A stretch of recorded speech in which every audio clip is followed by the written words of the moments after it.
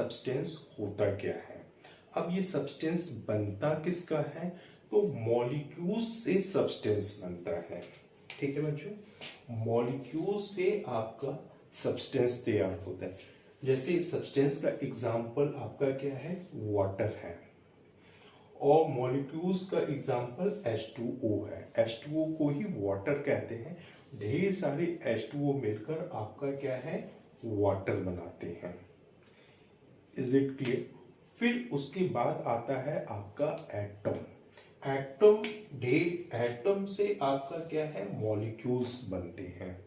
तो systematic way से जो आपका एटम्स का बॉन्ड बनता है उसी को हम मॉलिक्यूल कहते हैं। 2H और 1 ऑक्सीजन, 2 हाइड्रोजन के एटम और एक ऑक्सीजन का एटम मिलकर क्या बना रहे हैं, H2O। H2O क्या है, वाटर का मॉलिक्यूल है, और ढेर सारे H2O मिलकर वाटर बनाते हैं। यहाँ पे 2 हाइड्रोजन के एटम है, एक ऑक्सीजन का है। तो ऑक्सीजन का क्या है, आपका एटम है। हाइड्रोजन क्या है, आपका एटम है। अब एटम का स्ट्रक्चर कुछ इस तरीके का होता है। ठीक है, तो इसके सेंटर पे एक पॉजिटिव चार्ज होता है, और इसके चारों तरफ कुछ ऑर्बिट्स होती हैं। उस ऑर्बिट्स में इलेक्ट्रॉन होते हैं। तो इसके सेंटर पे जो चार्ज होता है वो पॉजिटिवली चार्ज होता है, और जो इसके ऑर्बिट्स में जो इलेक्ट्रॉन्स रिवॉल्व करते हैं वो नेगेटिव चार्ज होते हैं। ये आपका इलेक्ट्रॉन है, और ये आपका नेगेटिव चार्ज होता है इसके ऊपर। तो ये जितने भी रेड कलर के आपको स्पॉट्स दिखाई दे रहे हैं, ये सारे क्या हैं, आपके इलेक्ट्रॉन है फिक्स ऑर्बिट में। ये न्यूक्लियस के चारों तरफ रिवॉल्व करते हैं। तो एटम 2 चीजों से बना है, न्यूक्लियस और इलेक्ट्रॉन। तो ये जो सेंटर का पार्ट है ये पूरा आपका क्या है, न्यूक्लियस है। आपको इसको पूरा एक चैप्टर पढ़ना है आगे। पूरा एटम और न्यूक्लियस के अलग अलग 2 चैप्टर्स हैं, और हम डिटेल में मॉडर्न फिजिक्स में पढ़ेंगे। तो ये आपका क्या हो गया, लियस हो गया, न्यूक्लियस, और ये पॉजिटिवली चार्ज होता है। और ये पूरा स्ट्रक्चर आपका एटम कहलाता है। ठीक है, ये जो आपको सर्कल दिखाई दे रहा है ये एटम का सर्कल है। अब इस न्यूक्लियस के भी अंदर जाएंगे तो हमें 2 चीजें मिलती हैं। एक आपको मिलता है स्मॉल है, इसका मतलब होता है न्यूट्रॉन, और स्मॉल p का मतलब होता है प्रोटॉन होता है। ये न्यूक्लियस के अंदर होते हैं, और जो आपका न्यूट्रॉन होता है उस पे कोई चार्ज नहीं होता है, ये न्यूट्रल होता है, और प्रोटॉन पे पॉजिटिव चार्ज होता है।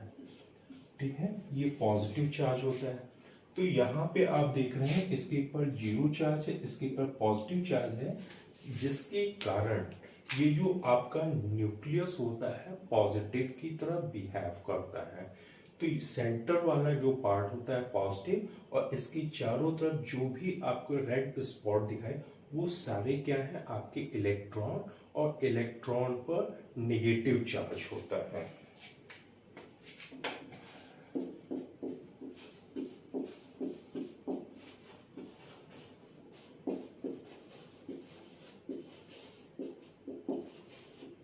नेगेटिव चार्ज होता है।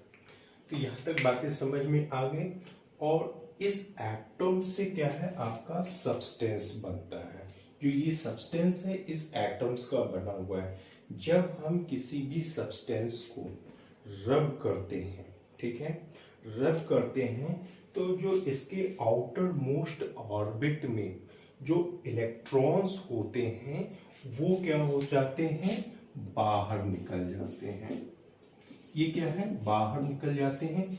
किसके कारण बाहर निकल जाते हैं, फ्रिक्शन के कारण। जैसे मैंने इस पे फिंगर आपका स्लिप करा रहा हूं तो ये रब हो रहा है, रब होने के कारण क्या है, इससे कुछ इलेक्ट्रॉन निकल के मेरे फिंगर्स में चले जा रहे हैं। तो इसी को हम क्या कहते हैं, तो इसमें से इलेक्ट्रॉन निकल जा रहे हैं, तो इसको हम फ्रिक्शन कहते हैं। तो इस इलेक्ट्रॉन के निकल जाने के कारण ये जो आपका सब्सटेंस है या तो पॉजिटिव होगा या तो नेगेटिव होगा। तो पॉजिटिवली चार्ज होगा या तो नेगेटिवली चार्ज। तो ये कैसे पॉजिटिवली चार्ज होता है और नेगेटिवली चार्ज होता है, इसके बारे में हम लोग स्टडी करेंगे। बट हमें यहाँ पे एक बात तो क्लियर हो गई कि यहाँ से इलेक्ट्रॉन निकल रहे हैं और बाहर चले जा रहे हैं। किसके कारण, रब करने का।